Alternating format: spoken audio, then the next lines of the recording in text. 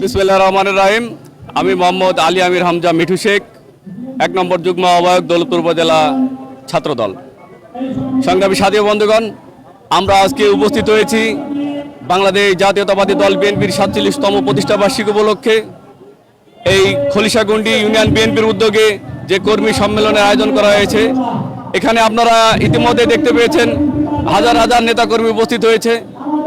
আগামীতে আমাদের প্রাণের দাবি এই দৌলতপুরের ধানের শীষের কাণ্ডার হিসাবে আমরা রেজা আহমেদ বাচ্চু মোল্লাকে দেখতে চাই, এবং আগামীতে যদি রেজা আহমেদ বাচ্চু মোল্লাকে ধানের শীষে মনোনীত করা হয়, তাহলে এই দৌলতপুরবাসী তাকে বিপুল ভোটে নির্বাচিত করে সংসদে প্রেরণ করবে এবং আগামীর প্রধানমন্ত্রী বেগম খালেদা জিয়ার হাতকে শক্তিশালী করবে।